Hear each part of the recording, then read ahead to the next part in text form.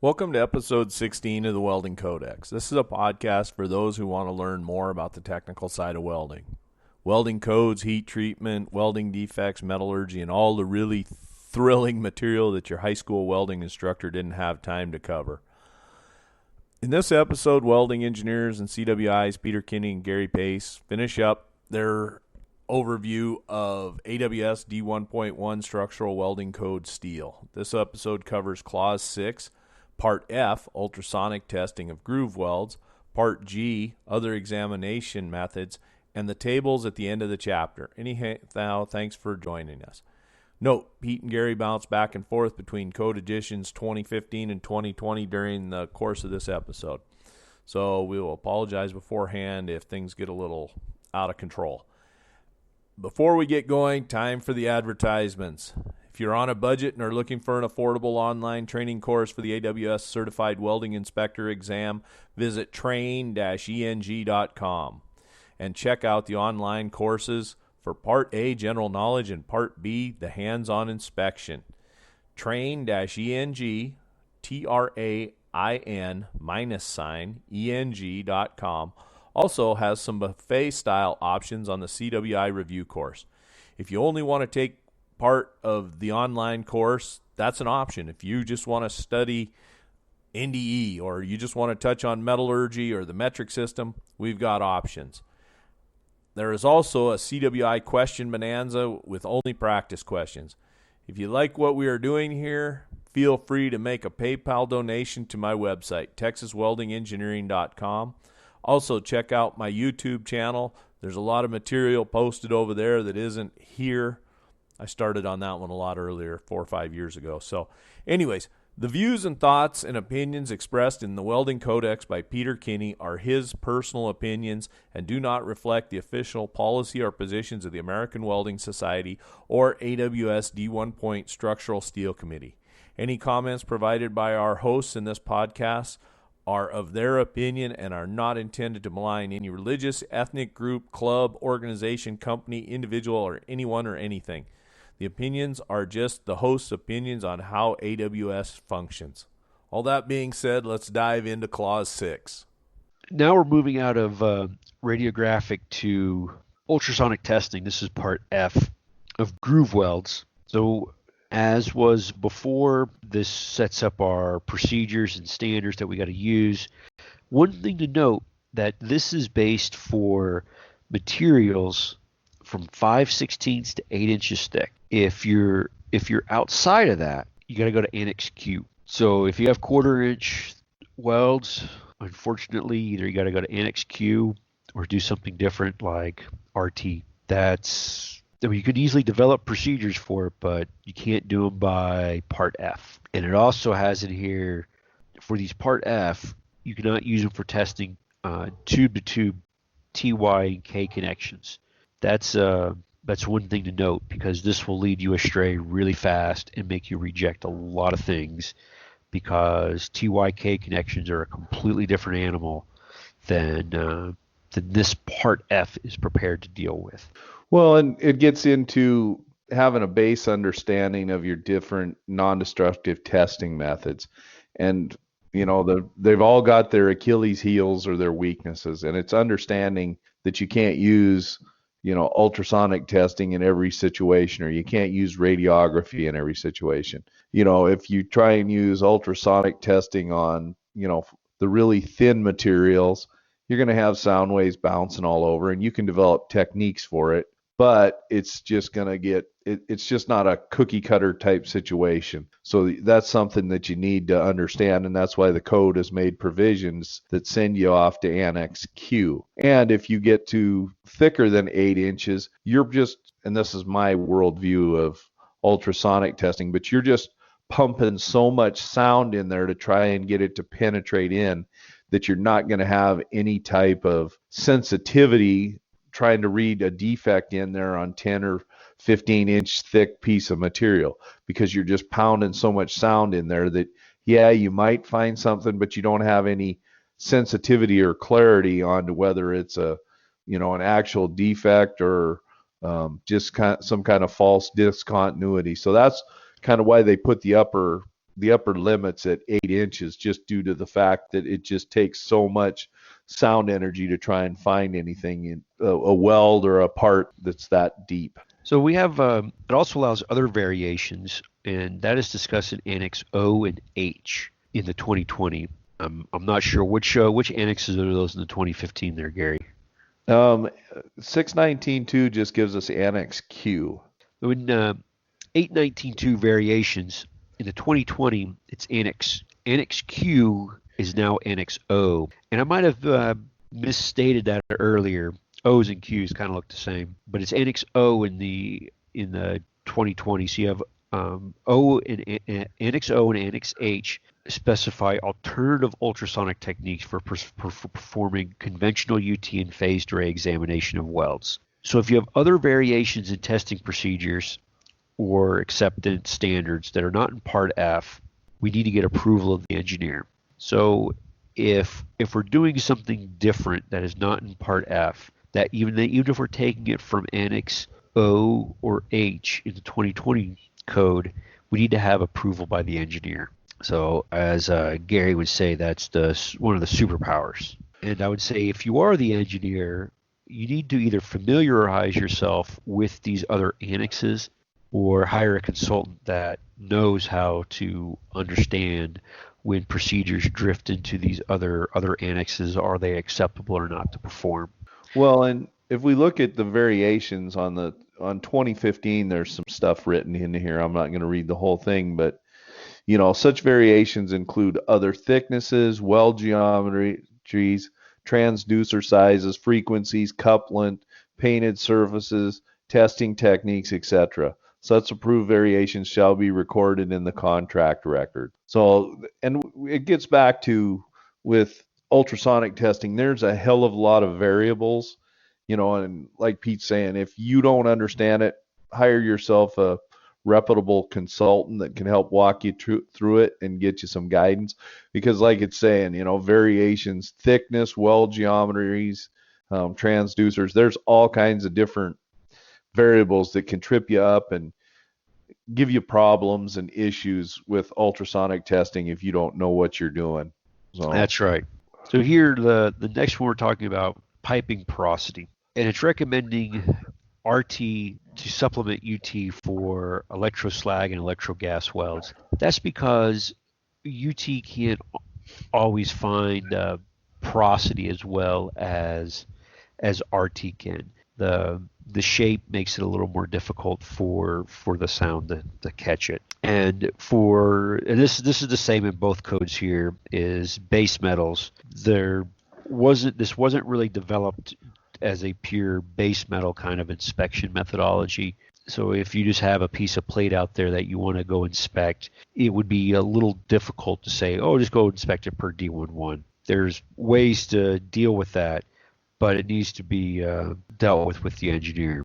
Well, and it gets back to the weaknesses of different NDE methods. Certain NDE methods can find certain weld defects and discontinuities rather easily, and then there's other types of discontinuities that process is, more or less blind to. So it's understanding what the capabilities of your NDE method are, and then what are you looking for? What am I trying to find? What needle in the haystack am I trying to find with this process? And is it even a realistic expectation to be able to find that specific defect with this weld or this non-destructive testing process? So that's what it gets back to. So that's what's here in 619.4 under base metal. Yeah. All right. Just for the sake of kind of moving through this, we're going to skip through a lot of the ultrasonic. I know people were probably thinking, oh man, this is going to be the best part of this show. These guys are going to spend 2 hours talking about ultrasonics and the nitty gritty. We might come back to it, but there's just a lot of material in there that, unless you're just a hardcore ultrasonic testing junkie, that we're not going to cover. And we'll try and get it in a later episode when we talk about ultrasonic testing and maybe hit on some NDE. But right now we're going to fast forward into part G, other examination methods. So 632 general requirements. This part contains NDE methods not addressed in parts D, E, or F of Clause 6 or Clause 9, Part F for tubulars for this code. The NDE method set forth in Part G may be used as an alternative to the methods outlined in Part D, E, or F of Clause 6 or Part 9, providing procedures, qualification criteria, procedures, and personnel and acceptance criteria are documented in writing and approved by the engineer. Gets back to writing things down, people acting like grown-ups, and getting the engineer to approve it. So what do we got under here, Pete, for alternative or other examination methods? So this is for examination methods that don't fit for whatever reason in the other ones we've discussed. And these all have to be approved by the engineer. So the first one we got, it's either 633 or 833 radiation imaging systems. This is for systems beyond what we discussed for in the digital world. This could be real time. This could be some kind of variation of it. There's a way for it to deal with it. And here we have 831 procedures. Basically, it requires a bunch of the list out what we got to do or what is required to make it happen. That's all required there. Moving on to 834, advanced ultrasonic systems. This is where we have like our TOFT or time of flight, where we have multiple channels. When I was doing subsea pipelines, if we were applying D1.1 in some crazy fashion, we would have been in advanced ultrasonics. The whole scan around, let's say a 12-inch pipe, was minutes in time because we had several channels, multiple probes, and it made it for a very fast inspection while we were at the spool base. That would basically be these kind of systems right here going into there. And basically, just like it had for the radiation imaging systems, the same thought process of all these different kind of things you need to have in your procedure. 835. Go ahead, Gary. I was gonna say with like radiation imaging systems and advanced ultrasonic systems, a lot of this has to do with, okay, so we had 2015 and then we're going to go to 2020. So there might be 5 years in there where we don't know how fast these systems are going to advance, or there might be come to 2019, there's a completely new method of using ultrasonic testing that when the code was written and printed in 2015, well, there's a lot of work between 2010 and 2015 that goes to this, and maybe a lot of these imaging systems aren't completely out of the beta phase or whatever. Well, then before the next code cycle can catch up to these advances in this, well, this kind of gives you a loophole that says, okay, so if there's somebody out there that comes up with a new and better ultrasonic system and better way to scan these pipes or do some ultrasonic imaging or whatever, this is what you got to follow. These are the things that you got to follow to get it to fit into our little system of reporting. So that's kind of what this is, and this is my interpretation, but this is the code's way of saying, okay, we realize there's going to be advances and that non-destructive testing isn't at a static level, and there's going to be new technologies that make things faster, but we just haven't seen them all, and we're just not going to approve them carte blanche. But the engineer can, or if you look at it and he's got a really solid view of it and put some homework time and reading and catching up on this and really has a solid understanding, then you can use it. But this is what you have to do to be able to use something that isn't the old tried and true ultrasonic methods or shooting an X-ray. That's my take. Rant for the day. Exactly, I agree. So we got the next one is 835 or 635. Here is procedure qualifications to prove out what you need to do. And one of the things in here is it has to be approved by an ASNT level 3.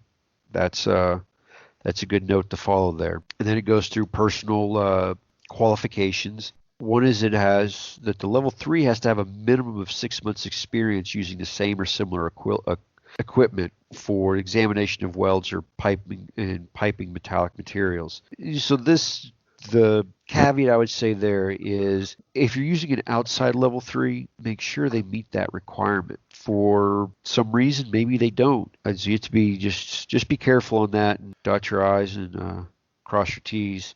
For ones and twos, you have to have 3 months experience using it. That's not as difficult to get as that 6 months. And where both of these could really come to bite someone is if you're making some product to D1.1 and you're more of a manufacturer than like a job shop, and you have some sort of automated inspection technique, whether it be RT or UT, and all of a sudden you buy this kit of equipment to increase your throughput of inspection, make sure that you can meet the requirements for it. And this might have to entail a lot of support from the vendor or the company that made the equipment in doing some training of your employees there.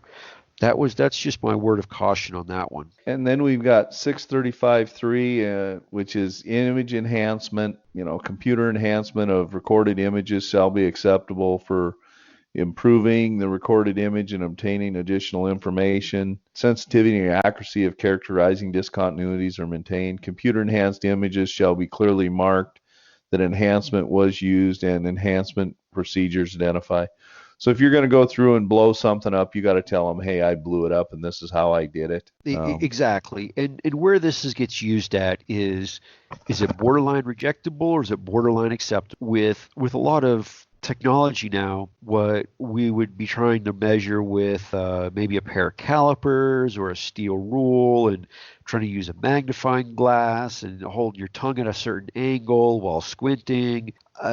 Life's been made easier where you can draw a box around an item and all of a sudden it's 20 times bigger, crystal clear, and you can take a measurement. So if you do that, basically record the larger view that you made or the blow up of it, calling it the enhancement. Record basically what you did. How did you come? What did you do? And how did you get to where you made the decision?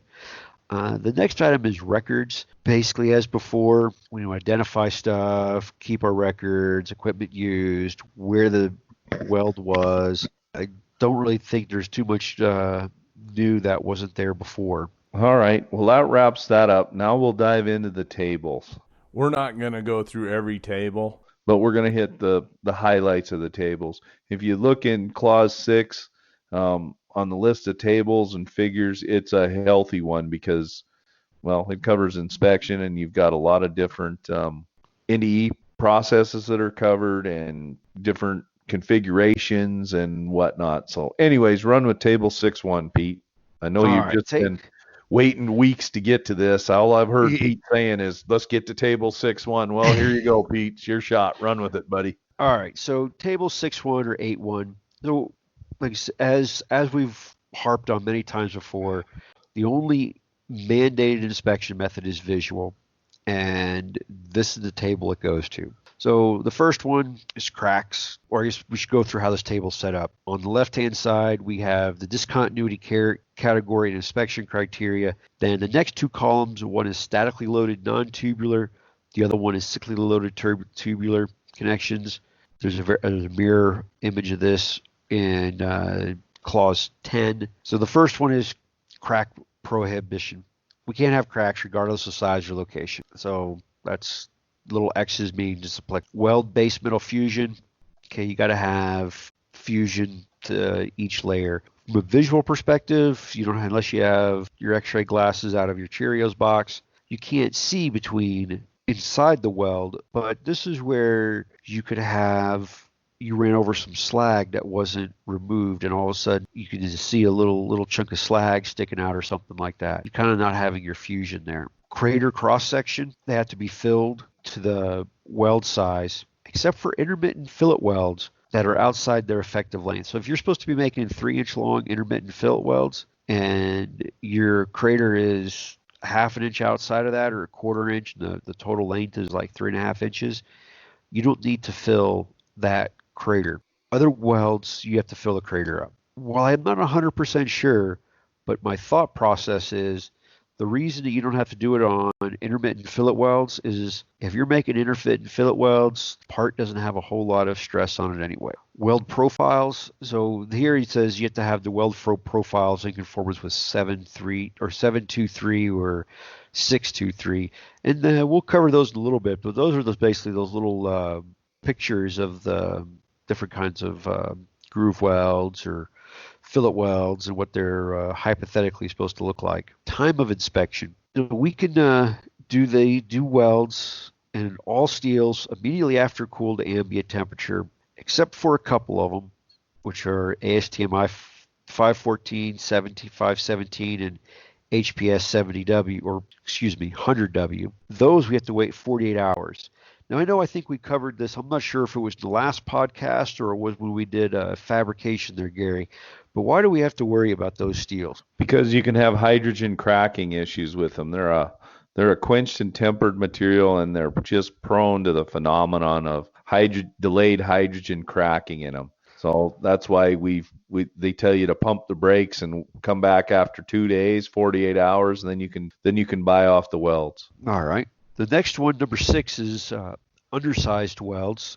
So this is how much can we undersize a fillet weld? Here it's going by the nominal size without correction by the following amounts. So you have within this table, it's like a little smaller table. So you have L, which is a specified nominal weld size, and let's say the first one's just 3/16, and we're allowed to decrease from that by a 1/16 of an inch, and then a quarter, 3/32, 5/16, and 1/8. But when we're only allowed to do that, if you got to keep reading though, that's one thing that you always got to remember on this code is don't just stop till you find the words you like. You got to read the whole thing. We can't exceed 10% of the weld length. So Gary, in this example right here, if I had a 10-foot weld that was supposed to be a quarter inch, how long can I have it be below size? Can I have 2 feet that's below within a 3/32 too small? No, because you could have a foot because it's 10 feet long, and then in all cases the undersized portion of the weld shall not exceed 10% of the weld length. That's right. So it's giving you 10%.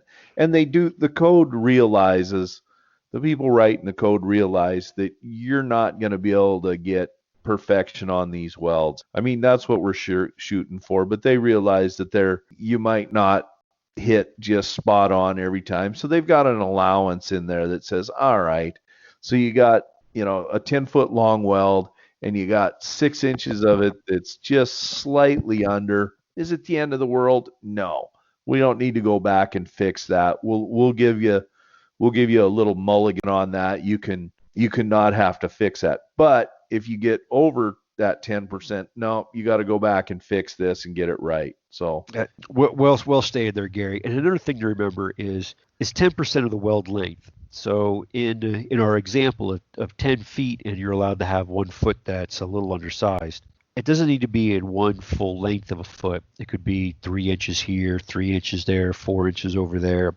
So it's of the total weld length, it could be split up a little. Now, there's one part also to continue to add on, and this is a unique situation. On web to flange welds on girders, the underrun, which is the allowed decrease, shall be prohibited on the ends of a length equal to twice the width of the flange. So what this is basically saying is when you're at the ends of the girders, you can't have where your weld runs small there for twice the width of the flange. And I believe, and I'm not 100% sure, but I believe the thought process is the last thing you want to have at the girder at the end of the girder where you might have a concentration of stresses, it starts to unzip there. I believe that is the thought process on why you're not allowed to be too small at the end.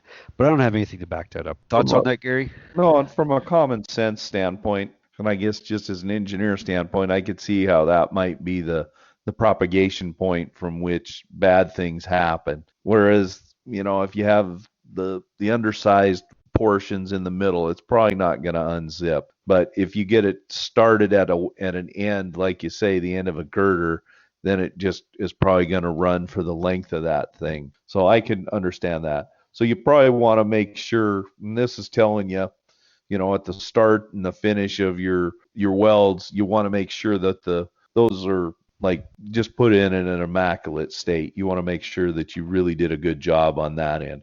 Not that you shouldn't do a good job everywhere, but if there is a place where you want your best work, that would be it. Exactly.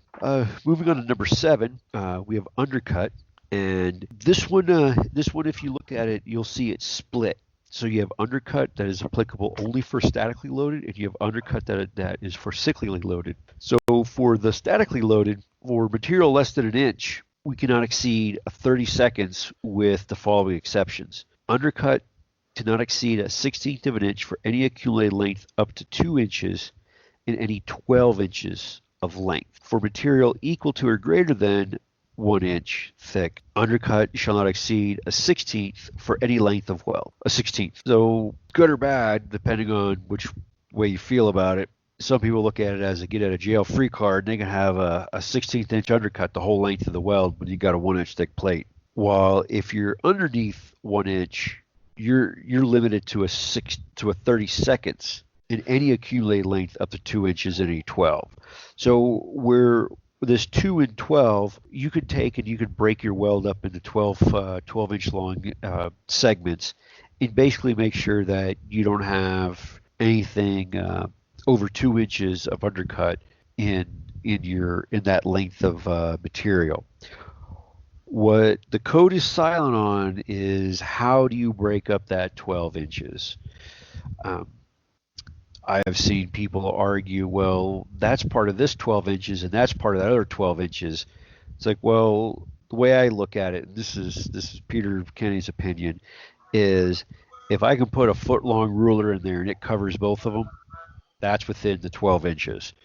So this is a point of contention that some people will fight that they'll just lay a tape measure out and say every foot belongs in that foot. And I don't agree with that kind of thought process there. Going on to B, and for primary members. So this is a note for engineers when you're designing structures and drawings.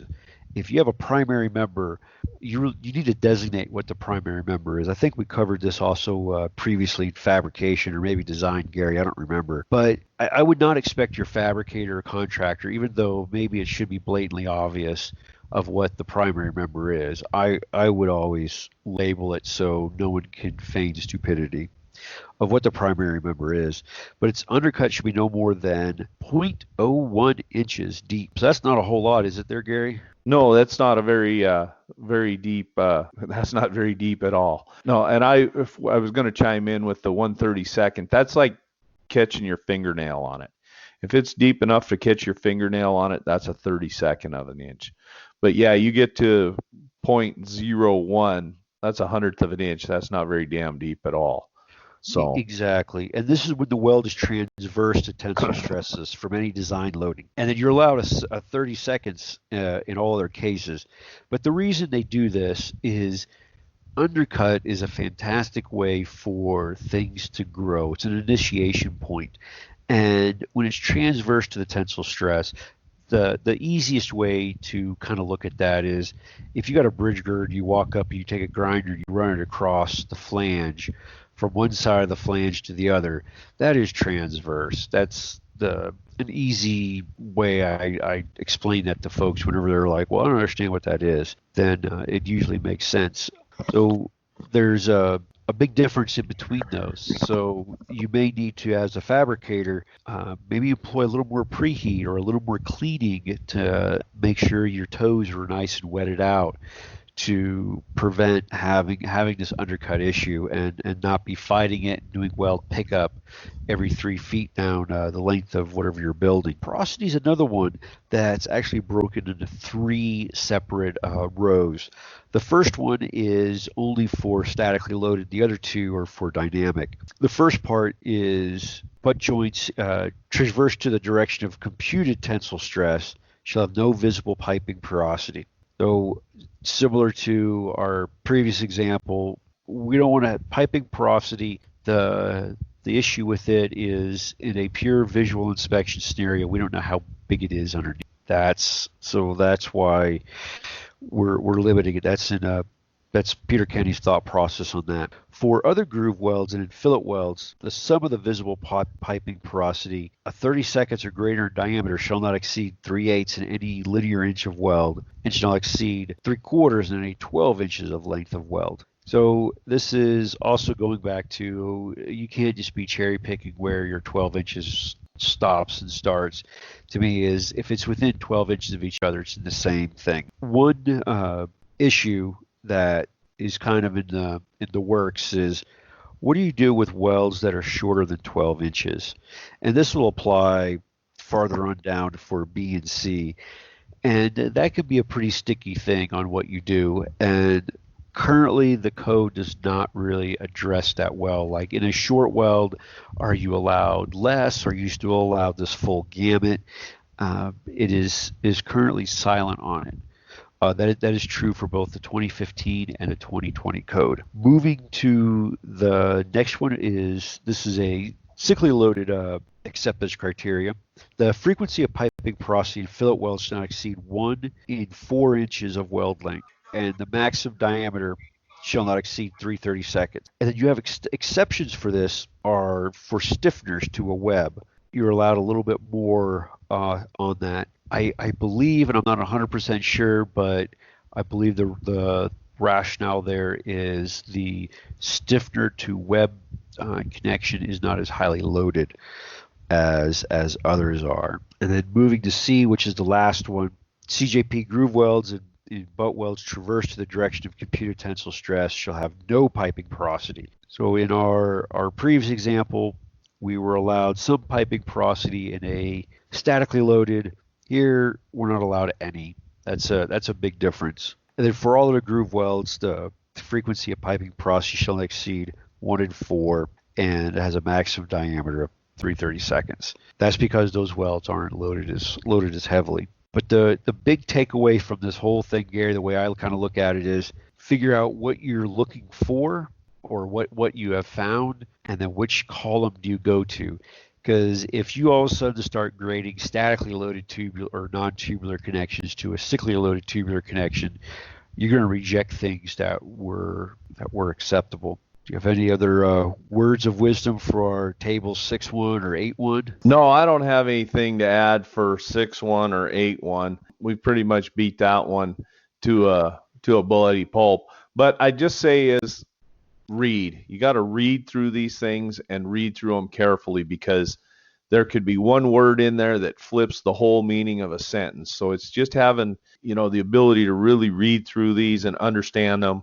There's words like and or but or nor or shall that can really flip the narrative on what you thought you were reading to what you think you read or what the other guy's reading. Or so yeah, there's a lot of times that you'll read this and then reread it and think, oh God, I've been reading this all wrong. So it's just having a good comprehension and don't just read it once, read it 4 or 5 times and make sure you really know what you're talking about. So that's all I've got to throw in there on that one.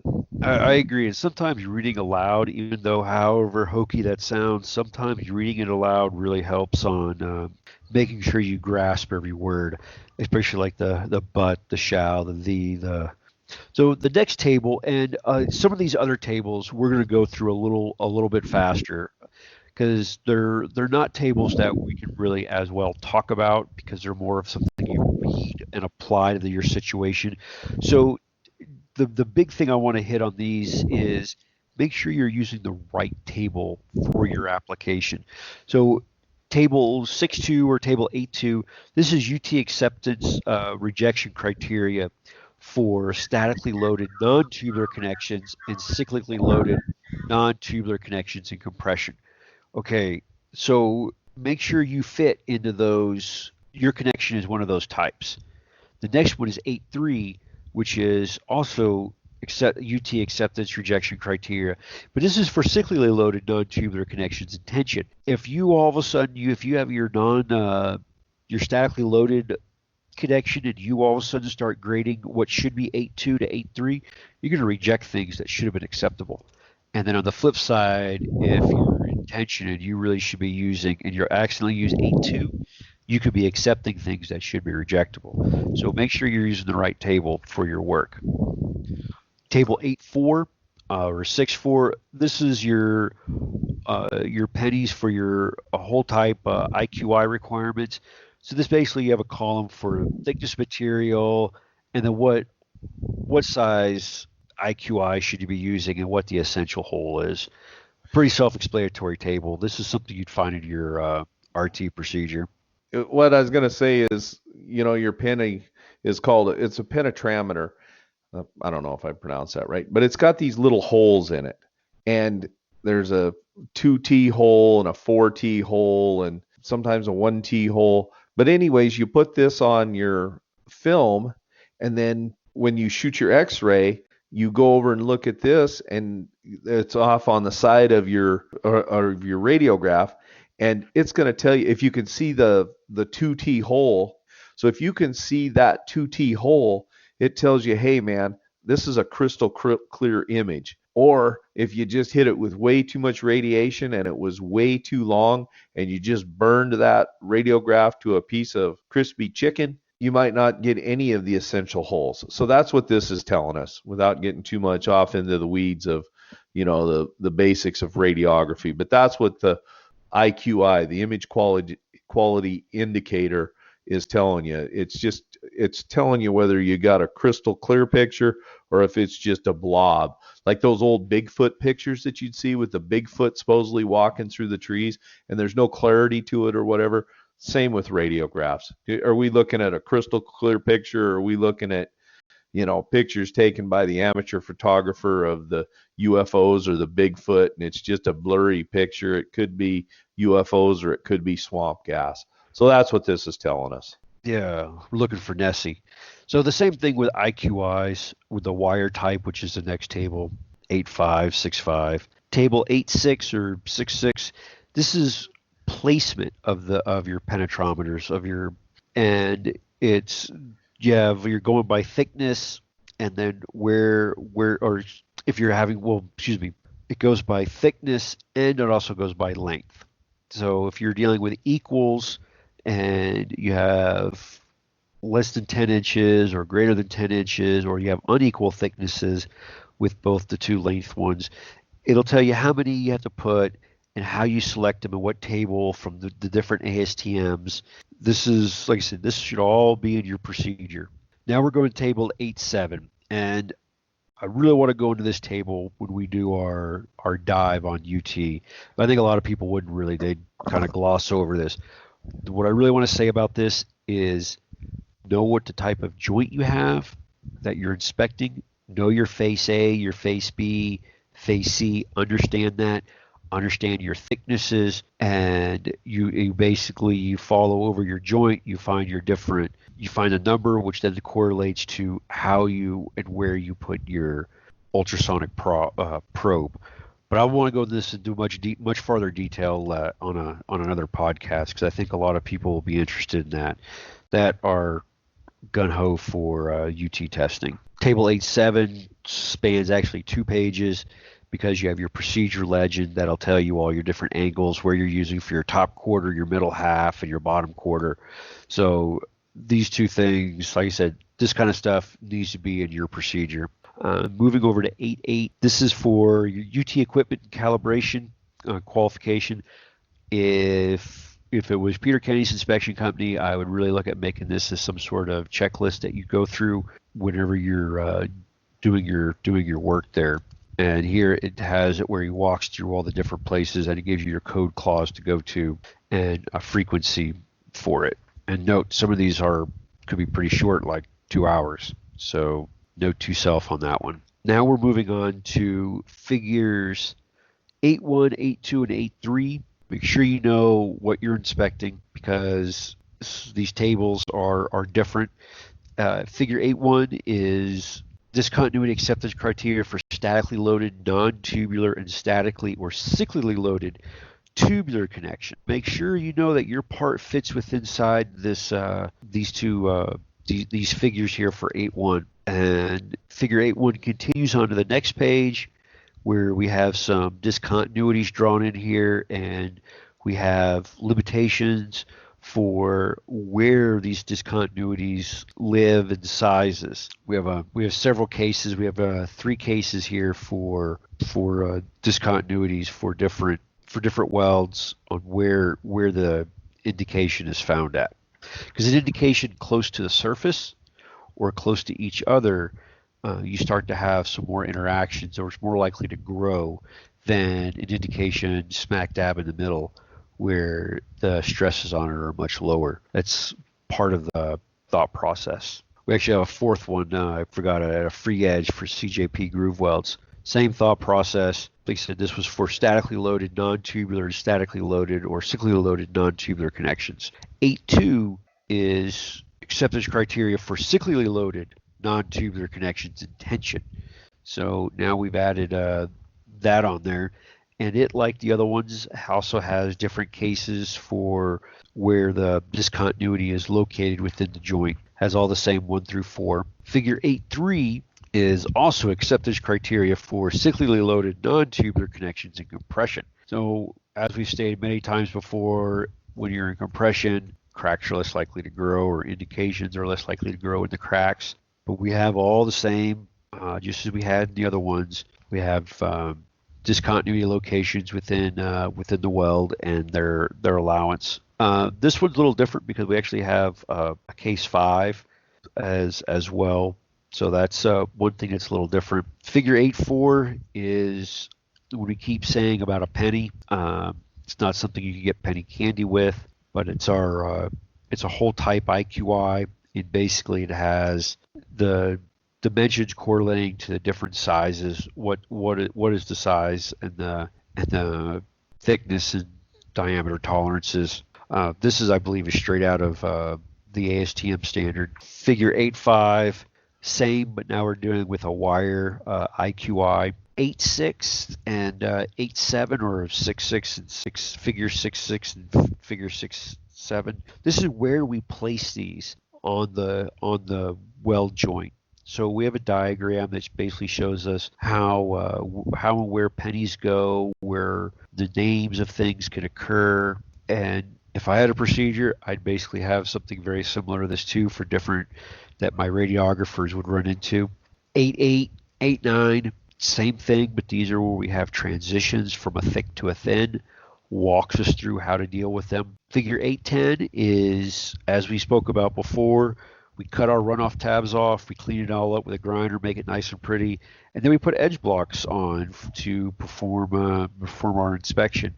And this kind of basically shows you how that all works. The next one we go to is 8.12. This is where we're using our reference block, our IIW. This is showing us how we place our probe to look at it. 8.13 is our basic typical IIW block. I believe this is also referred to as like an Air Force block, or there was another name for this as well. But this shows us all the different dimensions of it. Well, and this, for those of you that are not experts on this, or just kind of, the casual listener or whatever. I don't know if we have casual listeners, but whatever.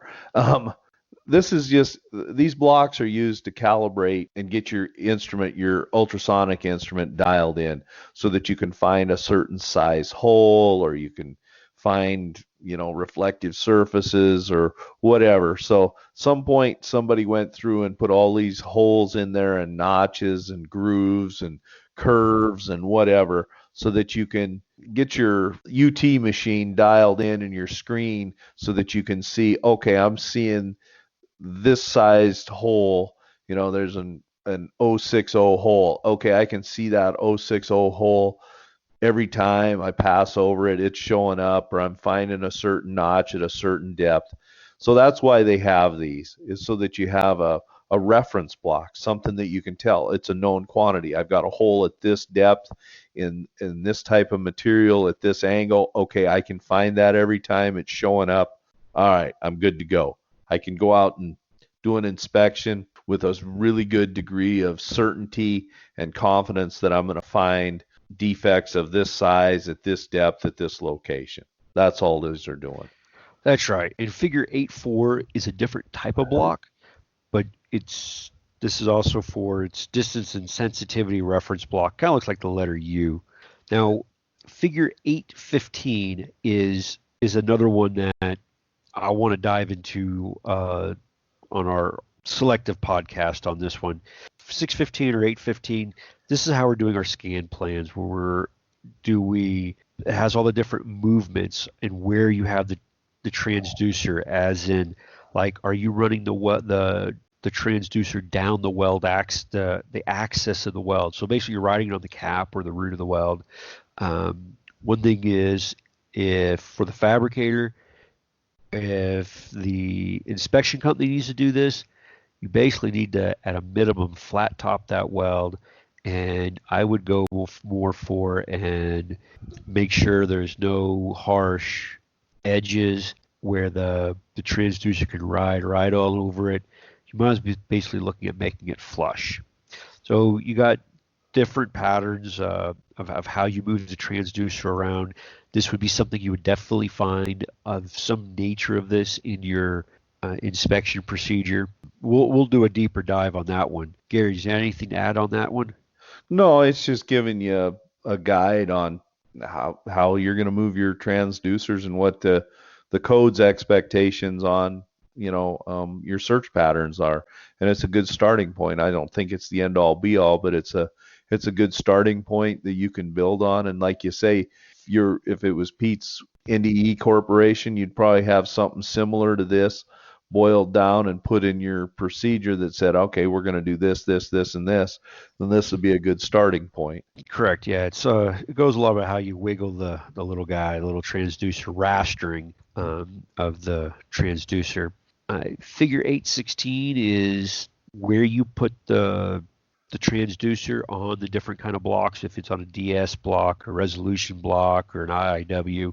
And I believe we're at the end of that chapter there, or clause. Yeah, hooray, we're done with clause 6 inspection. That was a brutal slog through that one. Means we're kind of getting to the tail end of this AWS D1.1. We've got a couple 3, but we've done most of the heavy lifting through this. So thanks for listening to clause 6 inspection. Next, we're going to dive into stud welding in future episodes. So, all right, I'm going to kill it there, Pete. All right, that wraps up yet another high quality, very interesting, wall-to-wall, action-packed episode of the Welding Codex. If you have any questions for Pete and I in regards to welding or material we've covered in this chapter, please feel free to shoot me an email at gpacex@gmail.com. If you got any questions you think we got any shot in hell of answering, fire away or leave a comment in the comments section of the podcast. But thanks for listening. Take care. Pace out.